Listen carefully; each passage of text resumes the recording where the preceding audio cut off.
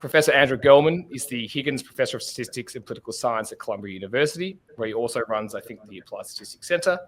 He's authored foundational texts like Bayesian data analysis and regression and other stories, but more importantly, he's also the co-developer of STAN, a statistical computing language that powers a huge amount of modern Bayesian work. But what makes Andrew stand out to us isn't just his technical contribution, it's his voice. He's been one of the clearest, most consistent critics of how statistical methods are abused, misapplied, or weaponized, both in academia and probably in industry. If you've ever seen his talk, Crimes Against Data Science, you'll know what I mean. And if you haven't, you should see it because we love it, or at least I love it. It's part indictment, part masterclass, and it lays bare how even well-intentioned analysts can get things very wrong very confidently. So Andrew, thanks for joining us. You're joining us from Paris, and we appreciate you sparing the time to chat to us. Oh, yeah, sure. I mean, I'll say that I have a lot of experience being a well-intentioned data analyst doing things wrong. And when I'm acting as a statistician, I think we're trained as statisticians. I mean, you kind of portray me as being exceptional in some way, but we're trained as statisticians to be critical, often too much. I mean, I think the standard pattern of the introductory statistics book or the introductory statistics class is, here's a study and it wasn't a random sample, and look, it got a wrong answer. Or here's a study and the treatment and control groups were selected and he got the wrong answer, and that students are trained to, the message is that if it's not just perfect, it's wrong, and you can train students to be critical, and that's not right. I mean, because no survey of humans is a random sample or a representative sample without a lot of adjustment. So statistics is, and even clinical trials are not truly necessarily balanced experiments the way people can drop out and information can leak. So I think statistics in many ways is the science of adjustment.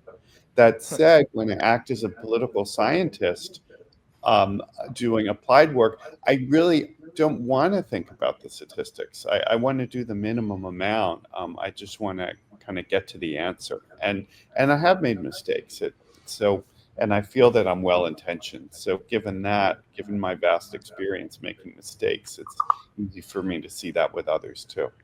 So I guess it's probably less a criticism, but more at least an observation that we can all kind of be well-intentioned, very confident, but obviously still get things wrong. And I think, as we all know, particularly in the applied field, that's kind of what makes it so special. Well, I think this is really important for two reasons when interacting with others.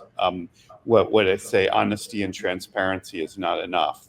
Because first, it's important to know that if you're well-intentioned, you can still get things wrong, because otherwise you can look at some work and say, well, wait, I know that person and they're well-intentioned, so how could they get it wrong? They didn't. Right?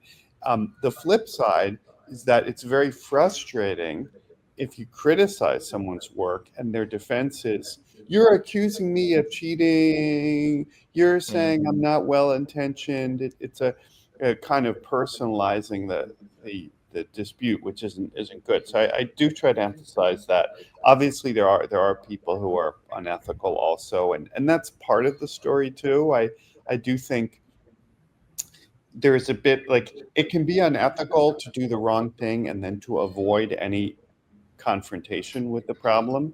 So, but it can often start out as something that's completely well-intentioned and ethical.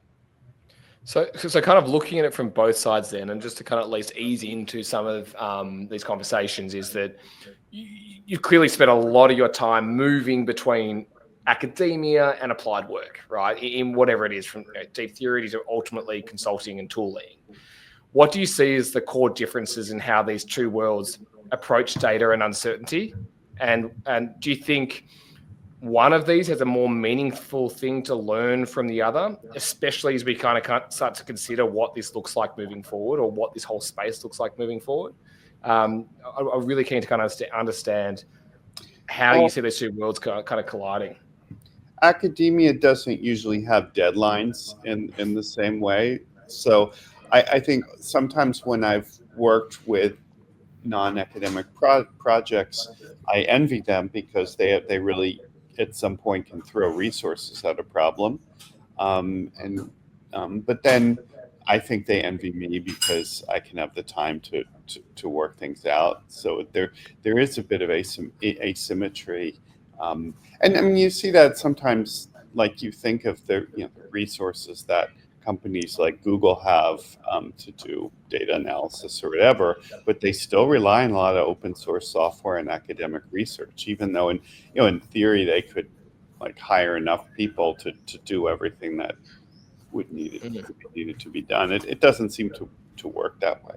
So it is. So do you think do you think there's anything to draw from either industry or either kind of either side where and is there one that can learn more from the other, do you think?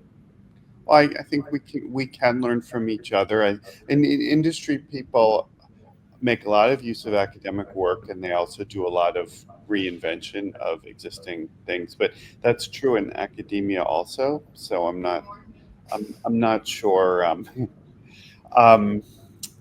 Yeah, sorry. Maybe should I be kind of. I'm trying to think of how to be more specific.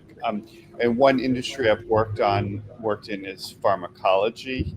That's and there's a big division. Things are done differently. A big phase 3 trial is analyzed in a different way as an earlier pharmacodynamic study. I guess I guess the kind of question I guess I'm trying to ask here is, seeing as though, and you kind of tapped into it earlier, where it's like the difference between academia envy kind of industry or kind of commercialized academia, and obviously vice versa, whether it's deadlines or whether it's funding or whether it's kind of seeing the fruits of your labor kind of come to fruition probably in a quicker cadence or frequency. I wonder, is there a, particularly as we kind of enter into this new world of data literacy, of understanding, particularly commercially, how data can influence decision making. I do wonder, do you think, is academia more important than ever for us, from us as an industry to kind of start, ensuring that it is well funded, that it is continuing to kind of push the envelope, that it is kind of done so without kind of having any chains to the ankle? Yeah, I don't know. I'm trying to think of like how things were 50 years ago.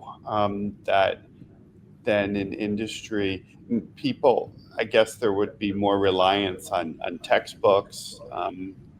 People are maybe still doing that. Maybe nowadays it might be that people are less likely to find an authoritative source, like they'll like find a tutorial that's sitting on the web and sometimes those are great because people are figuring it all out and kind of regurgitating things. Like other times these online tutorials can be very confident and wrong. So I don't know. I think it's a different world. Like academia, whatever academia represents, or academia plus this like quasi academia of online materials, is a lot more open now, and I think in some ways that's great, and other ways it makes it harder for people to navigate it. Yeah, great. I think that's probably the answer I was looking for, or some kind of, it does kind of give some clarity around kind of navigating it. I think kind of as we start to move forward through this talk now, I think I might kind of start to pivot onto John and Pat, and they can perhaps start to scratch that itch a little more and maybe get a bit deeper. So, John, maybe I'll throw to you. Yeah, sure. So, yeah, interesting stuff, Andrew. Perhaps one thing you mentioned there about industry and the other thing related to that perhaps is the whole talk about Bayesian, which is there's a lot more of that in the last decade or so, I think. But in the agile world in industry, it takes a little bit of time perhaps to come up with, say, the priors. And in some ways, the non-Bayesian, we could just throw the data at some sort of algorithm without the benefit of a prior and come out with some results automatically, if you like. So in some ways, the Bayesian approach these days is sort of less agile as far as we have to think about things a bit more to give something to our analysis. What do you think about that? I think that the prior goes with the data model, and so I don't like if you're saying, like, from my perspective, you need to construct a data model and you need to think about that can be harder than coming up with the prior. So from that sense, I don't think it's that hard to come up with the prior. I remember a conversation. I gave a talk a couple of years ago, and it was related to pharmacology, and somebody asked the question you asked. And they said, well, they were more pointed. They said, I'm doing a study because I don't know the answer. So how am I supposed to come up with the prior? And I said, what are you doing? And I apologize because this is one of these stories we call it a Feynman story, a story that makes the teller look good and the other people look bad. So I apologize in advance for doing this. Anyway, I said, well, what's your problem? And he said, they're studying, or I asked him to give me an example. And he said, they're studying a treatment that's supposed to reduce tumor size. How long does the treatment go? For about a year. How big is the tumor? I don't remember, but let's say he said it was about 100 grams. So then I said, okay, well, possible effect size. What do you think would happen in the absence of the treatment with using best available? And he said, well, maybe best available on average would stabilize things and it could get worse or could get better. How effective do you think your treatment might be? Well, I don't think it's going to make it go away in a year. It might make it go away reduced by half. So an average treatment effect. So a plausible treatment effect would be negative 50 grams per year. Okay, we're not quite there yet. How's the treatment? Is it work for everybody? Well, if the effect you're envisioning is 50 grams per year, then maybe it's how effective it's going to be is going to vary. Maybe it's going to vary between 0 and 50. Because the effect you envision is typically not the average effect, but the typical effect, which will be large. I mean, this is a concept from psychology that what the typical element of some set is what you envision and not an average. So typical will be effective. Then, well, will it work? Maybe half the people it won't work at all on. Just the mechanism of action won't happen. So then you're talking about an average treatment effect of 12.5 grams per year. And then, well, there's some uncertainty, right? So you might have you might think this could be worse than the existing treatment. So maybe you'd have a prior distribution that's normal, centered at 0 with a standard deviation of 12.5. Okay, well, that took a little work. It took him, it took 2 minutes of your precious time for me to describe this. There's a lot more to a model than that. Like, what's your model? Where did that logistic regression or whatever come from, right? That corresponds to a lot of assumptions. The prior is kind of the least of it. So I think of the role of the prior as to regularize or to give a soft constraint so that when you fit your model, you're not going to get estimates of much more than 12.5 grams per year in this example, unless your data really push you to do that.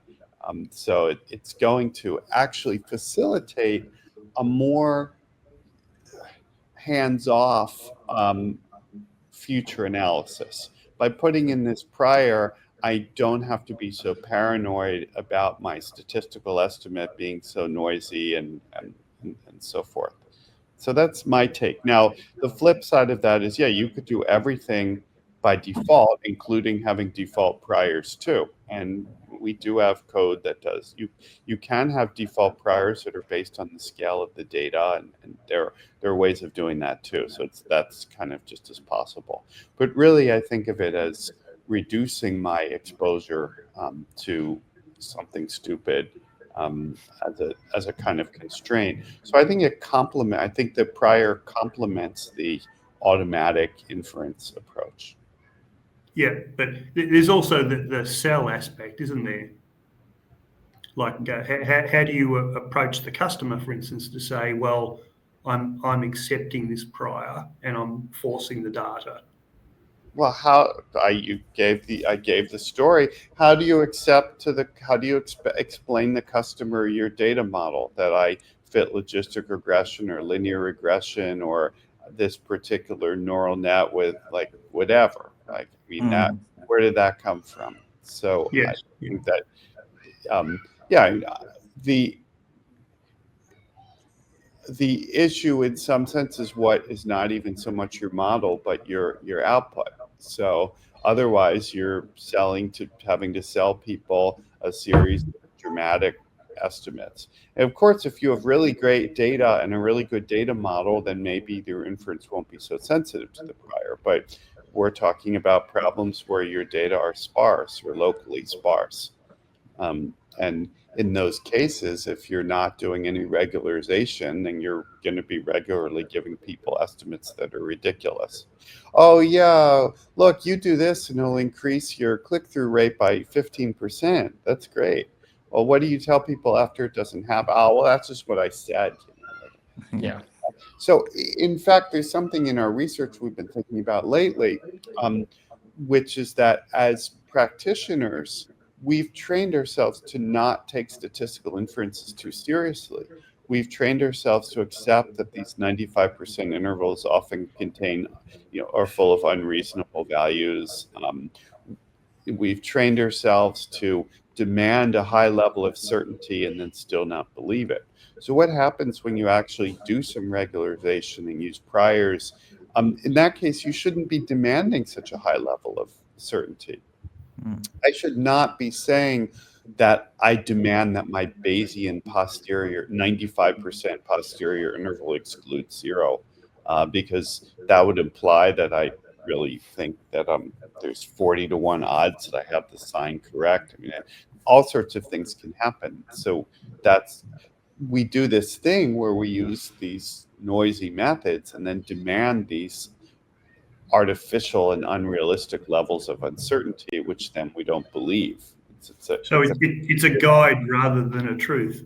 Well, we're just speaking an artificial language. We're speaking a language in which we claim to want near certainty, and we don't really. A language where we claim that we're 95% sure, and we're not really 95% sure, so that somehow to feel that we're making a good decision, we have to make these claims that aren't the case. And then that's not in the statistical theory. Even my own books, if you look at Bayesian data analysis, we have a lot of cases where we have flat priors and then we report 95% posterior intervals. And they're data summaries, but they're not what we say they are.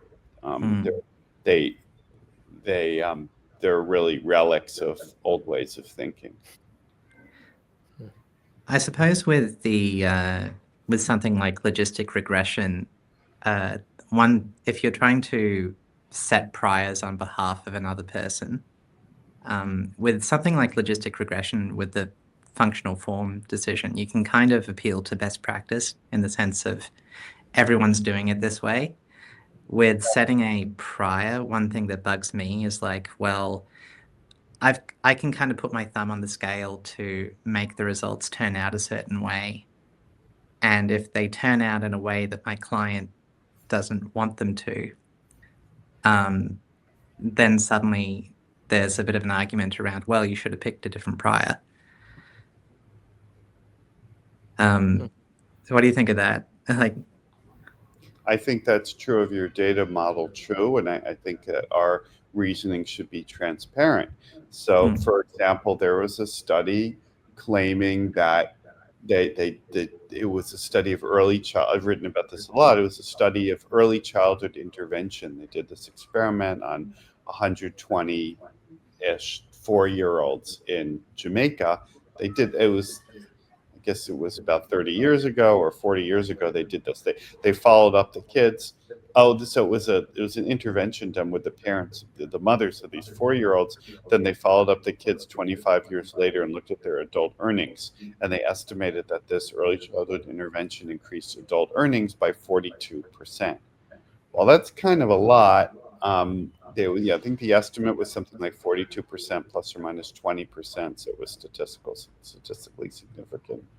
I don't really believe that, but if you don't like that, you can change your statistical model a bit. There's a lot of researcher degrees of freedom in how you model those data. There's no real best practices there. Some best practices are really bad. Often in randomized experiments, people don't adjust for pretest scores, and that they get answers that are clearly wrong. Now, in this case, let's suppose you use a reasonable prior and say it's this intervention could help or it could hurt. I usually would center my prior around 0, because things are always being compared to like what would have been done otherwise, and usually people are doing their best otherwise. So an intervention could help, but it could also hurt. It could mislead people. It could cause substitutions and opportunity costs and so forth. Who knows what these parents could have been doing during their time. It seems implausible that such an intervention would increase adult earnings by more than 10%. I could have a prior with normal 0, standard deviation 0.1, and then my posterior inference would be, well, yeah, it looks like this seems to have a positive effect, but it could well be negative. It's probably small.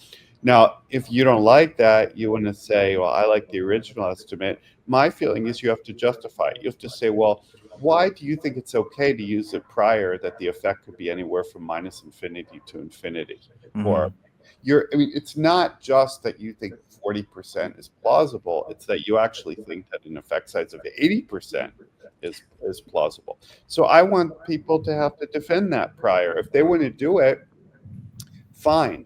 And similarly, if you want to put your thumb on the scale, the thumb on the scale image it's a terrible model image, because the whole image there is that the customer doesn't see the thumb. That's the whole idea, right? You're not putting your thumb on the scale. You're putting a weight on the scale that's very apparent. So if you were to say, based on my reading of the literature, I'm going to assume this prior, then I think that makes a lot of sense, that there can be good reasons for doing that, and you should have to justify it, which is a plus to me, not a minus.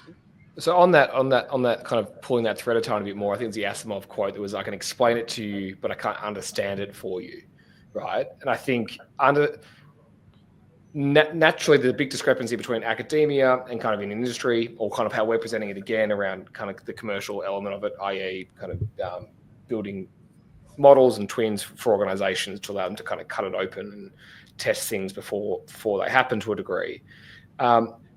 Where's the responsibility lie in helping the industry, the buyer, the everyday people kind of understand more around kind of this space?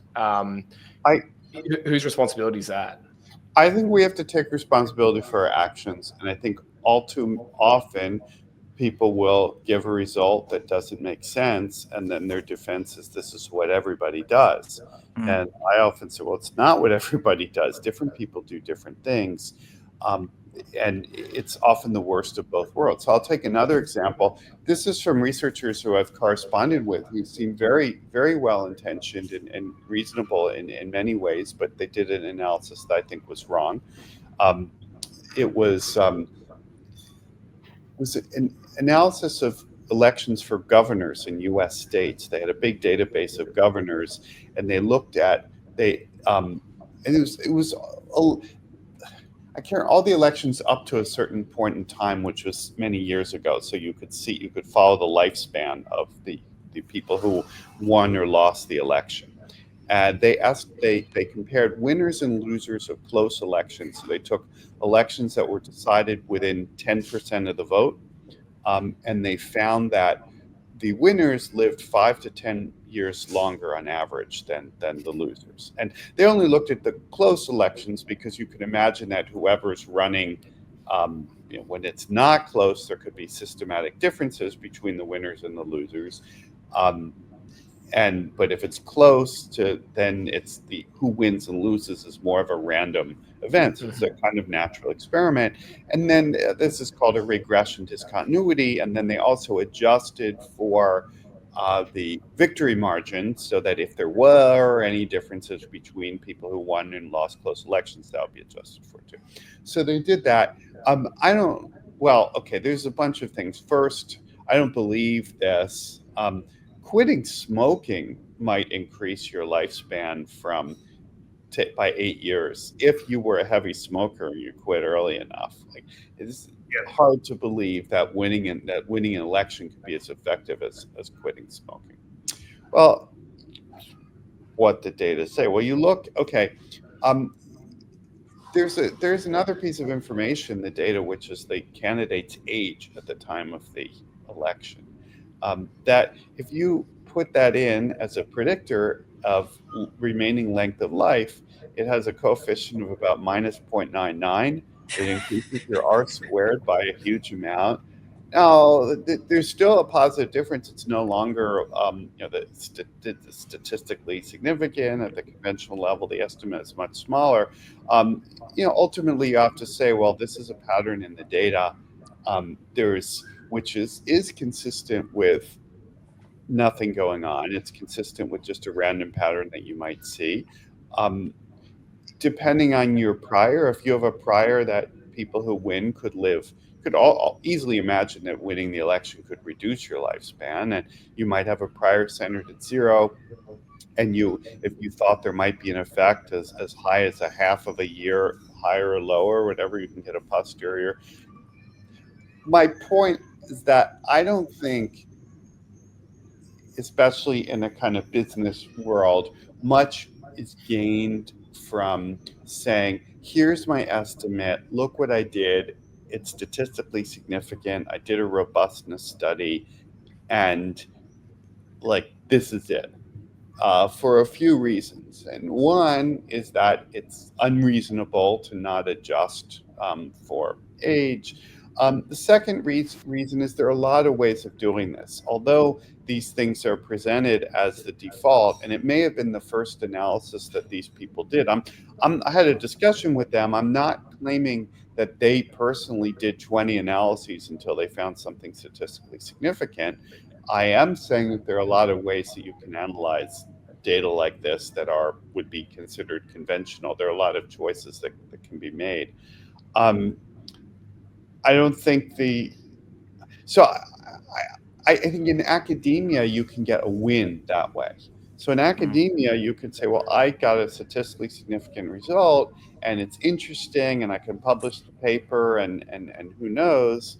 I wouldn't want someone basing a business decision based on that. Now, if you were to transform this into a business decision and it was, just change it a little, it's like how long people are still going to be customers and so forth.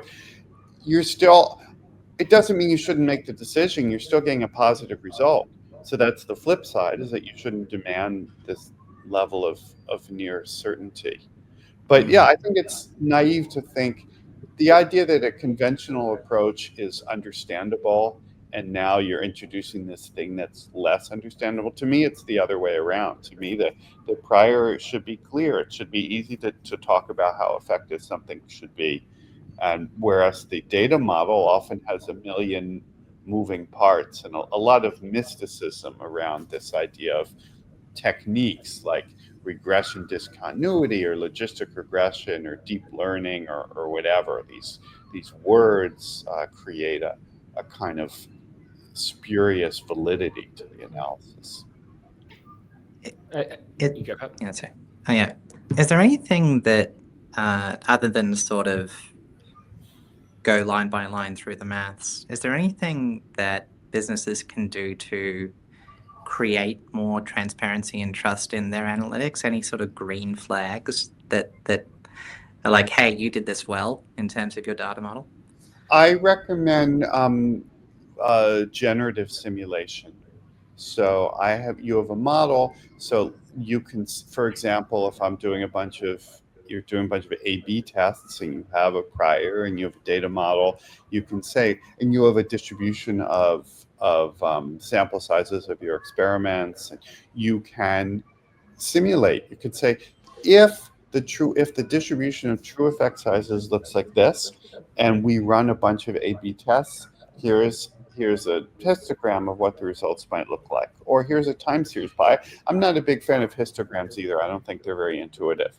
Here's a time series plot. I run a bunch of A/B tests, and here's a plot of my estimates and uncertainties that I would get. Then I could compare that to what you recently produced and see whether it looks kind of reasonable. You might also, I really like, one reason I like time series is because you can think about effects changing over time and things being less effective, and you've caught the big animals in the woods and now you're finding the small ones. So yeah, that's looking at the code line by line, that's a kind of internal measure, which is important. And I find mistakes all the time there. Simulating the entire system is an external approach. And I think they're both relevant. On that as well, I guess, kind of looking into the involvement, and this is a bit of a lame question, but I want to ask it anyway. Looking at the involvement of kind of AI kind of being introduced into the tools, and particularly kind of starting to circumvent to a degree some form of critical thinking or the origin of the thought in the likes of Cursor and things like that in terms of code editors. From an academic point of view, and kind of putting your professor hat on, how are you seeing this start to shape, I guess, our holistic competency? And do you actually see it as a bit of a threat in terms of, I don't know, that purist, I'm sure, that kind of sits in you? Like, do you think there's kind of something that's creeping in that's going to start damaging, whether it's with some decay, how we go about identifying and solving problems? My colleagues who use these tools describe it as two things. One is that they find it very helpful. The two analogies they use are Google search and Google Translate. So they say it's like a super Google. If they need to find something, they can, and they will treat the AI result as if, well, it has certain benefits compared to Google and certain things that are worse. So it doesn't, I guess, typically give the source, but they will, like, if you're searching for something and you're trying to solve a problem, then just as you Google and you find something and then you have to try it out and you see if it works, similarly with the AI, but they find it more effective. I haven't used these tools myself, but they find it like more effective at finding things. The other would be Translate. So it's said to be very good for translating code from one language to another, or translating pseudocode into code. And again, as with the Translate, it will often introduce errors, but sometimes you translate back and forth. And as well, here I am in France. Like, if I wanted to, if I were writing a letter, I'm not going to write it through Google Translate. That's going to seem like someone writing English. I'll write it in French, but then I might run it through the translator and check and so forth. Cool. One of the big gears, a bit of a gear shift quickly in this topic, is that one of the big challenges, particularly when it comes to kind of marketing related modeling, right, is ultimately multicollinearity, and kind of that big problem that is sort of unidentified as to how or why it's occurred. I mean, it can be occurred due to people planning and kind of choosing investment strategies that kind of naturally align. As a hot take, how do you start to see the likes of multicollinearity? How can we start to chew away at that and kind of begin to resolve it? Or more specifically, how do you kind of start to see multicollinearity the reliability of that start to impact what we're doing, whether it's the data model or something kind of more around that generative simulation stuff you spoke about before? Yeah, well, it's an issue, especially because you can have the collinearity in the data, but not in a prediction that you care about. Here's an example. We're doing multi-level regression and post-stratification, estimating state-level opinions. And suppose you take a small state. Wyoming is a small state. you might have a national poll, but not that many respondents from the state of Wyoming. And so if you just take the raw estimate, it will be very noisy. And so we can fit a Bayesian model and partially pool it. The default model would partially pool to the average in the country, which is kind of what you would do. But that's not right, because Wyoming is not, although it's a very small state, it's highly Republican voting state. It's would not be appropriate to pool its opinions to the national average. We can include a state level predictor, which is Republican vote in the previous election. Then Wyoming will be pooled toward other Republican states. That's fine. No multicollinearity yet. Well, literally there's multicollinearity between the state indicators and the state level predictor, but with a multi-level model, we can fix that. And people don't always realize that. That's a practical thing. A lot of people, sometimes people have the impression that they do indicators for the states that they can't include a state level predictor, but with a multi-level model, it's actually much more effective if you do both. That's sort of half the story. Now, let's take another state like Vermont. Vermont is a very small state too in population, very democratic voting now. So that's fine. You fit the model. Vermont gets pulled toward its the Democratic states, and Wyoming toward the Republican states. That might be fine if I'm doing something like attitudes on tax policy, something like that. What if I do attitudes on abortion? Well, I'm not quite so sure. Wyoming is a very Republican state. I'm not completely sure where they will stand on abortion. And I only say this because there are a lot of states in the north central of the United States that are very conservative, but actually the voters are very conservative, but they have a low rate of church attendance. They're not like southern states, which are conservative and also religious. Well, let's take another one, gun control. You've all heard about that. Aware of that one. Yep. In the US. So one strong predictor of your attitude towards gun control is you own a gun. So it turns out that Vermont and Wyoming are two states that have let me step back for a second and say that one predictor of attitudes on gun control is percent rural in the state. Vermont is, I believe, the most rural state in the country. The highest percentage of people who live in the countryside. It does not have any big cities at all, and it has a lot of small towns. So I could use percent rural as my predictor for gun control. Then Vermont's going to be partially pooled to all the other rural states, and it's going to be much different than if I use percent Republican as a predictor. So what do you do? Like, it's a tough decision. They say, well, gun control is an issue where maybe percent rural is more important, but it's been very politicized. So what should I do about it? It's not clear. You should include both. But percent rural and percent in Republican voting are very highly correlated. So when you put them in, they're not collinear, but they're highly correlated. And if you run the regression, typically when we do these MRP models, we don't think about the priors for these state level predictors. I mean, you can, right? But we don't usually think about it. But if you do the default MRP, like in all my papers and books, you wouldn't think about putting a prior in these things, and then you'd end up getting very variable predictions, maybe too variable, because, like, for example, I think to predict conservative attitudes on gun control, being more rural or being more Republican both have positive coefficients. But these predictors are so collinear that it could be that in your posterior, if you put a flat prior, that you get this ridge in the likelihood, and maybe your intervals are too wide because they include the possibility of one of the coefficients being really large and having the other one be really negative. So, okay, that's a long story, but I feel like we only can understand things through these stories. So that's a case where there is collinearity and it could be a prior, it could be a kind of default behavior. Like, you could say that whenever we put predictors in, we assume that we at least know the direction of them.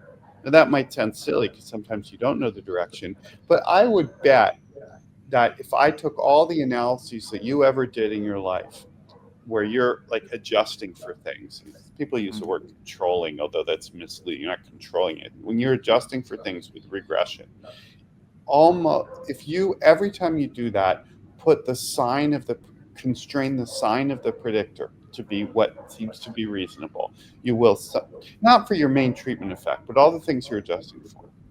Every once in a while, this will be wrong because you'll misunderstand. But I would bet that if you always did that in all the analyses you ever do in your life, constrain the sign of the predictor to be reasonable, you would get better answers than if you never constrained it at all. And you could do even better, presumably, with a prior. So, like, that could be incorporated into a default, or it could be in exceptional cases you don't do it. But yeah, it's a real problem. Real information needs to be included. My claim is that we have real information. Indeed, of course we have real information. If we didn't have prior information, why did we decide to put these predictors into the model in the first place? The very existence of a predictor corresponds to prior information. Now, you might say it's different in the world of machine learning because you could put in thousands of features. Well, you're not going to put in thousands of features to predict the 50 states. So it depends on the context of the problem. And so the prioritization of those two, like prioritization between two highly, or two predictors that are really highly correlated, like as you said with the rural part, and then obviously the part Republican, is there? What are those? What are those kind of? How do you decide like what those priorities But I don't are? want to. Well, I mean, as I said, I could do something like just constrain them both to be positive. I could put them on I could standardize the predictors so they're both on a scale with a mean across states of 0 and a standard deviation of 1, and then put a prior centered on the two of them being equal. So I could have a prior on. So I could have a prior on the difference between the coefficients that which is centered at 0. I can set the scale of the prior so that it's unlikely that either coefficient will be negative. So if I think about that posterior ridge, I can think about what my prior would look like. That it would, I might not do a hard constraint that they be positive, but I might do this soft constraint saying that they're more likely to be near each other in the middle and less likely to be at the extreme. It depends what my purpose is. One of the advantages, I think, in industry is that you are kind of trying to get the right answer, which is a little bit different. Like I'm not.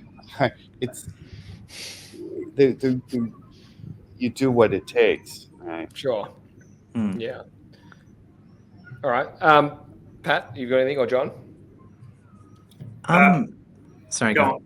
No, go on, Pat. I just want to come back to this sort of prior predictive simulation recommendation, because I kind of agree. When you say you are plotting a time series, do you mean plot a time series in the units of your original data of like, here's what this would look like given our assumptions? Does this look plausible? Or are we saying, here's what our estimates would look like over time as we gather more data? Yeah, well, it depends. I think the thing that I was thinking about was plotting a series of estimates. So imagine you're doing 100 or 1,000 A/B tests over time. Then each one is going to give you an estimate and a standard error, and so you could plot those and say, well, if I simulate the process, what would I see? Or I might simulate, like one thing you might think about is what if the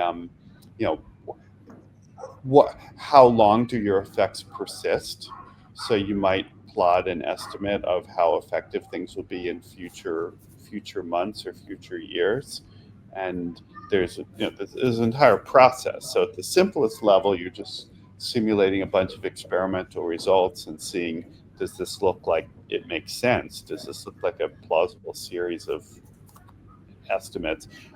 More complicated thing, you might actually try to simulate the process of new innovations overriding the old innovations and try to come up with a good schedule for experimentation, given that if new treatments that work don't work forever. So I think of the simulation as a tool, part of my entire tool for design and data collection and analysis. Well, I guess conscious of time, we will wrap up in a minute. Knowing that, again, that misinformation is kind of plaguing kind of a lot of decisioning that's occurring, I think at many different levels, and if I kind of extend into that political sphere, maybe perhaps directly into the US, without kind of making this some fiery debate around whether or not you like a certain person or not. Knowing that the decisions are kind of made hierarchically across, say, a government or even across an organization, equally, it's really important that we're kind of talking transparently and kind of having open discussions with data scientists on the customer side or on the organization side. But then equally as well, I think there's a big gap between executives and decision makers and budget controllers or congressmen and women or whatever it might be, where they too need to be empowered to understand more and more around what makes up a model, what makes up a data model, etc. Where do you kind of start to see this moving? Like, do you say, are you kind of positive in your outlook and kind of in the power of what models can do and kind of the power of what data science can do, or are you kind of a bit more pessimistic in understanding that, hey, look, this is kind of open for disruption in a way that may not be necessarily positive? I don't know. I mean, there was a recent proclamation from the National Institutes of Health about that, saying that they would only want to fund, I can't remember the exact term they used, but they wanted to fund like solid science that was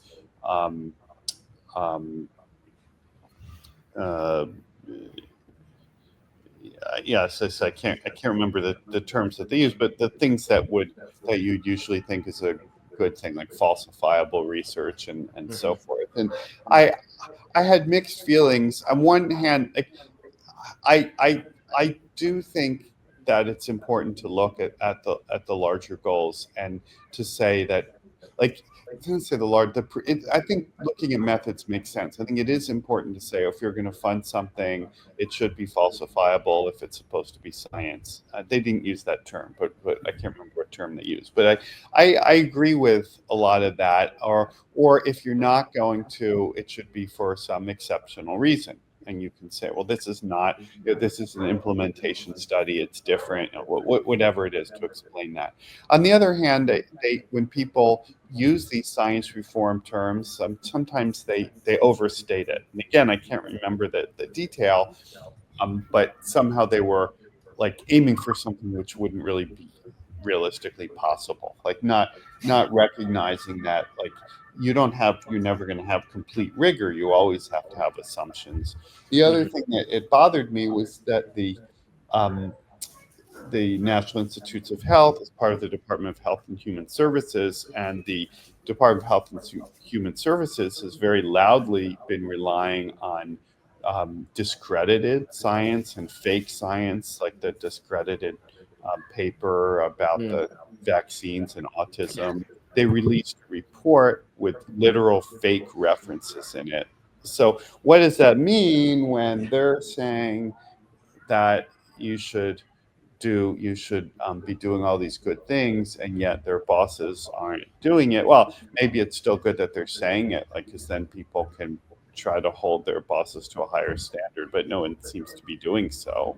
So I don't know. Yeah. I think it kind of comes from a point of frustration, particularly in our industry anyways, and particularly, we're building kind of decision clones for different departments, but particularly in marketing, for instance. There's a lot of like bullshit essentially being called out. Well, they're marketers. If they can't do BS, I mean, they're not good at their job, right? I mean, yeah, I think so. But I think it's really important that in the end, and you alluded to this earlier, is that, yes, there's you're making a recommendation on potentially how to spend dollars or spend budget, but attached to that budget is a reputation, right? And there's real world consequences where there is a convergence between the science and the art that's really critical, but also it can be blurry. Well, I think yeah, it's kind of scary. reputation is weird. I mean, that's the thing, that there are various researchers who have a very bad reputation among people in the know, but yet in the outside world of the news media or even academic science, they're considered to be really wonderful. And like Available.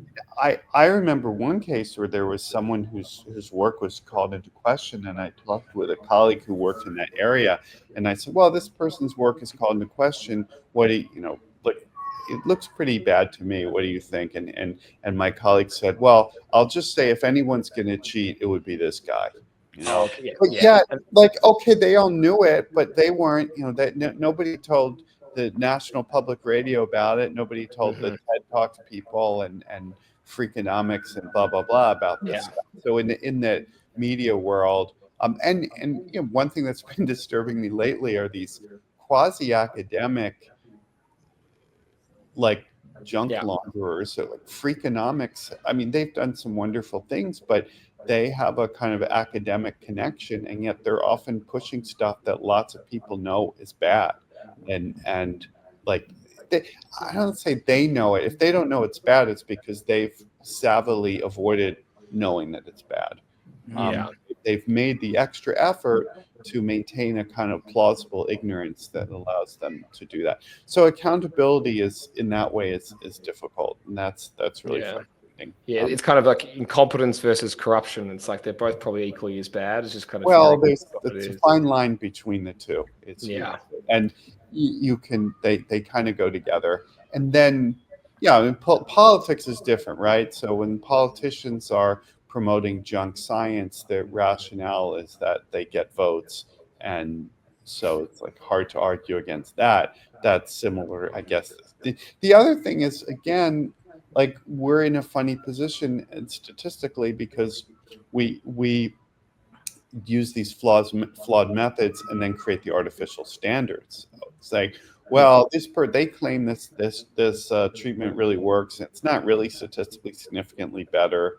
Well, but you still maybe have some evidence that it's positive. Like, maybe you should still do it. Like, is it always wrong? If it's a bad idea to do an innovation, even if it might be wrong, well, then maybe it's a bad idea to do it even if it might work. Like, I think some of that, I often push people to try to be more formal in their decision analysis and say, what is the cost? Like, if there's a cost to churn, then that should be accounted for, rather than creating kind of artificial barriers to make it harder to do things. Yeah, I mean, unless John, have you got any last questions you want to ask? Well, perhaps one little observation. I was trained more classically than the Bayesian, and one thing that I find very interesting in that in the old days we used to calculate the maximum likelihood estimators, and then through all the method of moments type calculations, work out kurtosis and all of the attributes of the distribution. Whereas really what I've learned lately, and really as per your comments, we really have to be practical in this day and age. Well, also we can do simulation. And so there are reasons to do analytical work. We have a lot of analytics and Bayesian data analysis. It's because the analytical work can give you insight. Also, it can be computationally efficient to do that, because you can't simulate every contingency, and sometimes with the math you can. But I do think of these mathematical procedures as like sort of just sometimes computationally effective approximations to doing a simulation. The simulation is what I have in mind usually. Yeah. I guess maybe as a final parting question then is that, and it's probably a bit more of a hot take, but at least in a positive way, which is, we've spoken a lot about, I guess, your philosophy, right? Of which a lot is probably well documented. However, as a kind of parting gift in that sense to kind of every future state data scientist or analyst, and honestly, probably more importantly, a decision maker who perhaps needs to work on understanding things as opposed to you just telling them, what is that core leave behind principle that you think really needs to be critically maintained or preserved, particularly as we start to go into the next, 10 years? My former teacher, Hal Stern, said to us once that the most important aspect of a statistical method is not what it does with the data, but what data it uses. Now, to continue that, what makes a statistical method particularly effective is that it allows you to incorporate additional data. Amazing. I think that's a great way for us to kind of finish. Andrew, thank you so much for your time. I know you've dialed in from Paris, and we appreciate that. You can now probably go and enjoy the rest of your holiday. And I'm sure. I'm working. I'm not. Okay. All right. Here. I'm working. Not to worry. But yeah, great to meet you all. Amazing. Thank you so much, Andrew. Nice to meet you. Thank you very much.